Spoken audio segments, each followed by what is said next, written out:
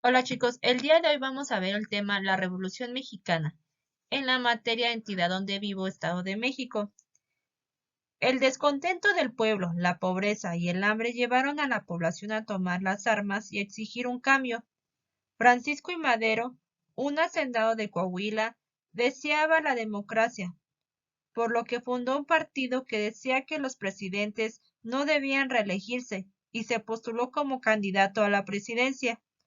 Cuando Madero iba consiguiendo más simpatizantes, Díaz lo hizo encarcelar en San Luis Potosí. Pocos días después, Porfirio Díaz ganó nuevamente las elecciones en 1910. Cuando Madero fue liberado, se fue a los Estados Unidos de América, donde escribió el Plan de San Luis, en el que declaraba que las elecciones no eran válidas y proclamaba que el 20 de noviembre de 1910 los mexicanos se levantarían en armas para derrocar a Díaz, a Porfirio Díaz, recuérdalo. Así se inició la Revolución Maderista. Los primeros movimientos estuvieron dirigidos por Pascual Orozco y Francisco Villa en el norte y por Emiliano Zapata en el sur. En menos de 6 meses, Díaz renunció a la presidencia y se convocó a las elecciones. De esta forma, en noviembre de 1911, Madero asumió la presidencia con José María Pino Suárez como vicepresidente. Sin embargo, Madero no pudo resolver rápidamente las exigencias del pueblo, por lo que poco tiempo Zapata y Orozco se levantaron en armas contra él. Además, Zapata proclamó en Morelos el Plan de Ayala, en el que exigía tierra y libertad para los campesinos. También los porfiristas querían recuperar sus privilegios perdidos y finalmente el 9 de febrero de 1912 en la Ciudad de México, Victoriano Huerta, el secretario de guerra, ordenó aprender y luego asesinar a Madero y a Pino Suárez. A los 10 días que duró este hecho se le llamó la Decena Trágica. Ahora vamos a ver este tema de la revolución, centrándonos en el Estado de México, en la entidad donde vives. Dice, la vida cotidiana en mi entidad durante la Revolución Mexicana. Debido a las múltiples injusticias que se observaban en los diferentes medios sociales, el 20 de noviembre de 1910 se inició en nuestro país el movimiento llamado Revolución Mexicana. Durante los pueblos y ciudades de nuestra entidad fueron protagonistas de muchos acontecimientos armados. También hubo personajes destacados como Andrés Molina Enríquez, quien en 1909 publicó un libro titulado Los grandes problemas nacionales, en los que criticó a los hacendados y al gobierno que los protegía. En 1911, Molina proclamó el Plan de Texcoco, que exigía la repartición de la tierra de las haciendas entre los pueblos. Ante la miseria, las injusticias de los hacendados y la dureza del gobierno porfirista, muchos habitantes de las zonas campesinas e indígenas de nuestra entidad se sumaron a la lucha por la recuperación de las tierras, de los montes y aguas de las comunidades, encabezada por los zapatistas del estado de Morelos. Los primeros mexiquenses, o sea, las personas que vivimos en el Estado de México, en sumarse a Emiliano Zapata fueron los habitantes de Ocuilán, Sultepec y Ozumba. Aquí puedes ver un mapa donde fue la ruta del movimiento de la revolución en el Estado de México, desde los estados desde Guanajuato, Querétaro, Hidalgo, atravesando todo lo que fue el Estado de México hasta llegar al Distrito Federal o Ciudad de México. Durante 1912, los grupos revolucionarios se extendieron por el sur del Estado de México. Muchos grupos se aliaron a los zapatistas, pero otros se dedicaron a asaltar haciendas y caminos.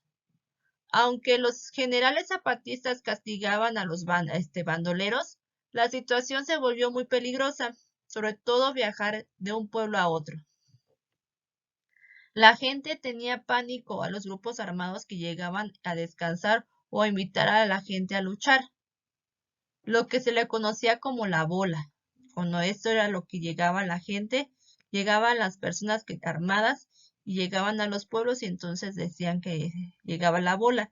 Muchas haciendas fueron tomadas por los zapatistas y los hacendados eran tomados prisioneros o ejecutados. En algunos casos, los peones se adherían a la lucha armada, pero en otros preferían mantenerse leales a sus patrones y con ellos formar grupos para combatir a los campesinos. Los enfrentamientos infundían miedo a la gente, por lo que ellos no salían de sus casas, pero la represión del ejército federal bajo el gobierno de Victoriano Huerta contra los pueblos rebeldes fue lo que más pánico y dolor causó a los habitantes de nuestra entidad. Los soldados quemaron pueblos enteros, miles de casas fueron destruidas y muchos campesinos asesinados. Así sucedió durante 1913 en los pueblos como Amatepec, Tlatlaya, Las Huertas y Tenancingo. Aquí podemos ver un hecho muy importante que pasó en este camino. Dice, Álvaro Obregón firma los tratados de Teoloyucan, camino de Cuautitlán a Teoloyucan. Aquí puedes ver cómo están firmando en un carro ese tratado, algo muy importante en la situación de la que se estaba viviendo. Vamos a pasar con un subtema que se llama Testimonios de la Revolución Mexicana. Este de Testimonios de la Revolución Mexicana lo estamos viendo porque en tu anexo vienen las actividades que tienes que resolver. Pon mucha atención. Durante la época de la Revolución, la gente pasó por situaciones muy difíciles. La inseguridad, como te decía, de los caminos, la represión del ejército federal y la ocupación de campesinos en la lucha armada provocó que se descuidaran las milpas. Muchas haciendas y ranchos dejaron de funcionar por el temor a los revolucionarios. Esto provocó que en muchos lugares los alimentos escasearan y se incrementaran los robos. Durante 1914 y 1915, una gran cantidad de pueblos y comunidades de todas las regiones de nuestra entidad se sumaron a los zapatistas. La revolución triunfó contra los huertistas, pero el bandolerismo, o sea, lo que eran las personas que se dedicaban a robar, reaparecieron en la zona de Texcoco y Chimalhuacán. El hambre y las enfermedades incrementaron el clima de inseguridad que los campesinos vivían. En 1918, los habitantes de nuestra entidad, o sea, del Estado de México, sufrieron una epidemia de resfriados conocida como la influenza española. Aunque padecieron graves problemas, muchos hombres y mujeres, jóvenes y niños, se unieron a la lucha armada contra los hacendados. El ejército federal y los gobiernos que sucedieron a Porfirio Díaz, que no cumplían con la demanda de repartir la tierra. Cuando la lucha armada terminó, muchas cosechas se habían perdido. Casi 100,000 habitantes de nuestra entidad habían muerto en la guerra o por enfermedad, y muchos estaban heridos. En algunos casos, las familias se separaron, pues sus miembros se habían ido en los grupos revolucionarios distintos. Muchos padres perdieron a sus hijos y otros jamás pudieron regresar a sus pueblos, pero algo se había ganado. Poco a poco los pueblos y las comunidades empezaron a recuperar sus tierras, aunque en muchos casos la dotación de terrenos por parte del gobierno tardó muchos años. Aquí vemos que esa lucha de la lucha de la Revolución mexicana era el reconocimiento de los campesinos como dueños de sus tierras, de las tierras que te comentaba que trabajaban para las haciendas. Entonces, poco a poco estos derechos sí fueron recuperados, pero no en su totalidad. Todavía quedaron muchas injusticias por resolver en cuestiones del reparto de las tierras, de quién se quedaba con cierta cantidad de lo que les pertenecía. Muchos años tardó para que los campesinos recuperaran su tierra. Aquí hay un fragmento como de un periódico, de un aviso donde dice: fusilamiento de zapatistas en el pueblo de Ozumba, Estado de México. Aquí te muestran la imagen. Es como un aviso como de periódico. Dice: en el pueblo de Ozumba, perteneciente al Estado de México, fueron fusilados 6 zapatistas aprehendidos por los federales en un combate a las inmediaciones de dicho pueblo. De los 6 solo dieron nombres de Cristino Peña y Enrique Guzmán, ignorándose los nombres de los otros que no quisieron dar su nombre a los federales. Todos demostraron un gran temor y miedo al momento de morir. Y aquí pasa este aviso. Ahora, vamos a ver otro subtema con referencia a lo que es la Revolución Mexicana, nuestro tema principal. Dice: el patrimonio cultural de mi entidad, del México independiente a la Revolución Mexicana.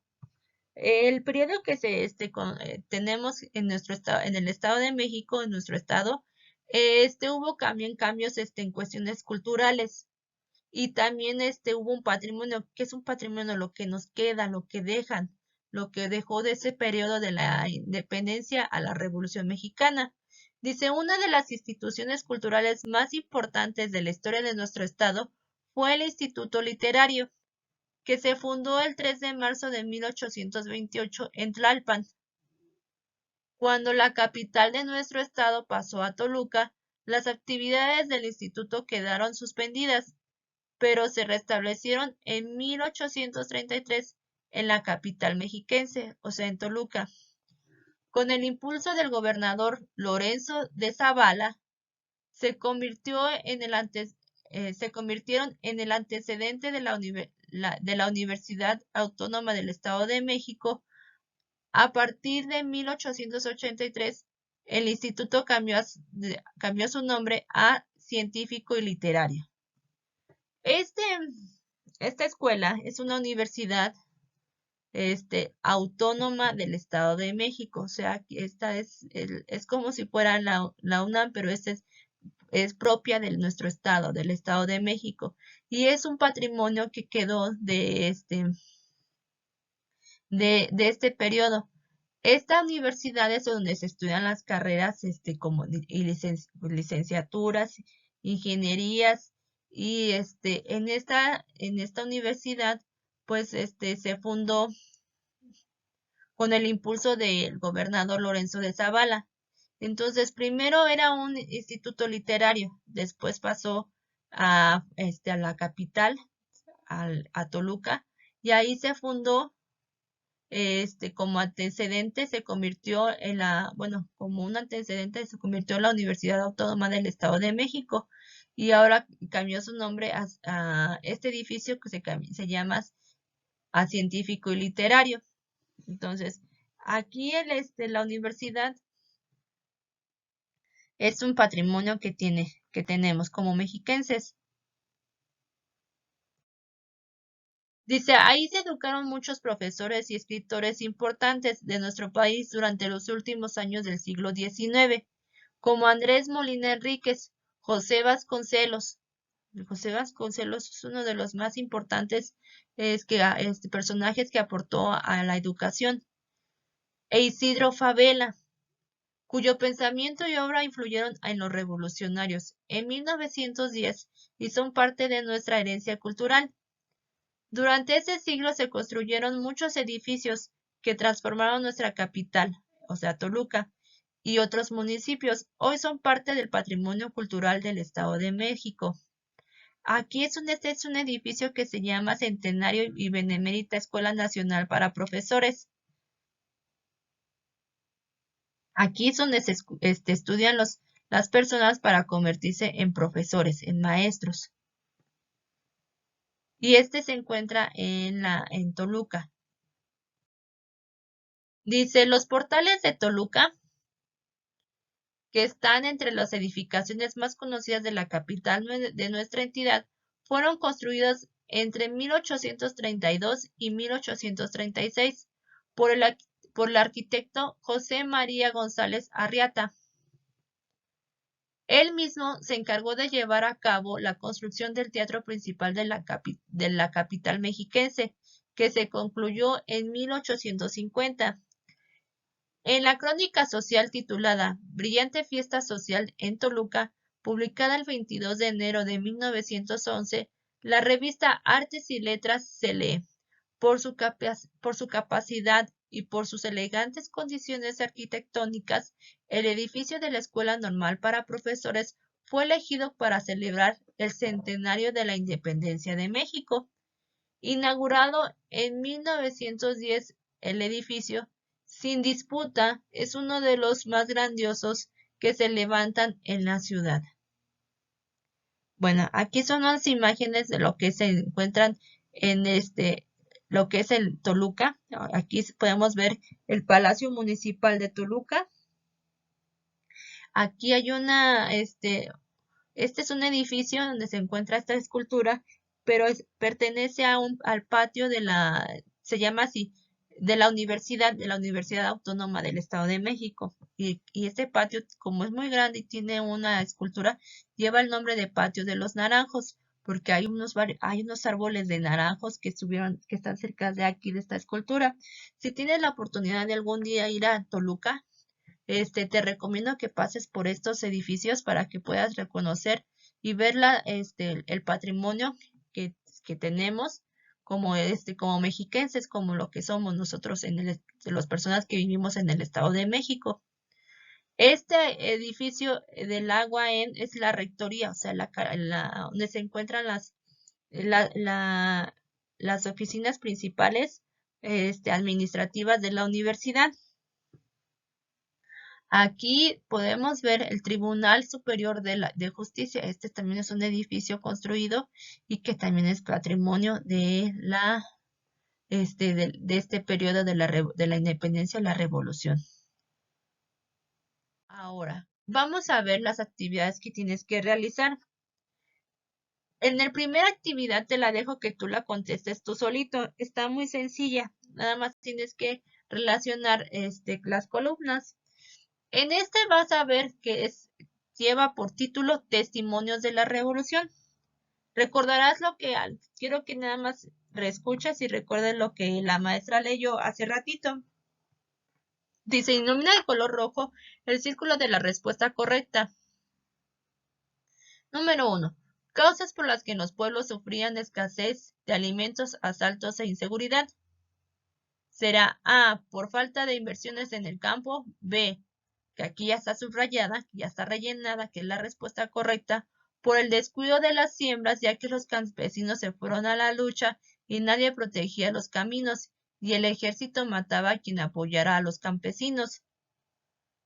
Esta es la respuesta a lo que te estoy diciendo. Causas por las que los pueblos sufrían escasez de alimentos, asaltos e inseguridad. Ahora, la número 2. Años en los que una gran cantidad de la población y comunidades de toda nuestra entidad se sumaron al movimiento zapatista y triunfaron en la lucha contra los huertistas. Fue en el año de 1914 y 1915. El número 3. Causas por las que los campesinos se unieron a la lucha armada contra los hacendados, el Ejército Federal y el gobierno sucesores a Porfirio Díaz. Es la A. El incumplimiento del reparto de la tierra que demandaban los campesinos. El número 4. Consecuencias de la revolución en nuestra entidad. Aquí es el inciso C. Dice, muchas cosechas se perdieron, había hambre y miseria en los pueblos, miles de personas muertas y familias separadas. Ok, así quedaría esta parte de donde dice testimonios de la revolución. Nos vamos con el siguiente ejercicio. Aquí se llama este ejercicio de completar las preguntas, pero sobre el subtema Patrimonio Cultural de mi entidad del México Independiente a la Revolución Mexicana. La número 1. ¿Cuál fue una de las instituciones culturales más importantes del Estado, fundada el 3 de marzo de 1828 en Tlalpan? Fue el Instituto Literario. ¿Te acuerdas que te lo mostraron al principio? Que pertenecía a la Universidad Autónoma del Estado de México. La número 2. ¿Qué nombre recibió el Instituto Literario en 1883? Instituto Científico Literario. La número 3. ¿Cuál es el nombre del arquitecto que construyó los portales de Toluca y el teatro principal de la capital mexiquense? Fue José María González Arriata. Aquí es el número 4, pero pues aquí se duplicó. Hay una disculpa. ¿Qué edificio era considerado como uno de los más grandiosos de la ciudad de Toluca a principios de 1911? Donde ahí se celebró el centenario, ¿verdad? Que te decía. Es el edificio de la Escuela Normal para Profesores. Hasta aquí con este ejercicio y tema de entidad donde vivo, Estado de México, la Revolución Mexicana. Si tienes alguna duda de cómo se resuelven las demás actividades, por favor, envíame un mensaje para que te pueda apoyar. Muchas gracias.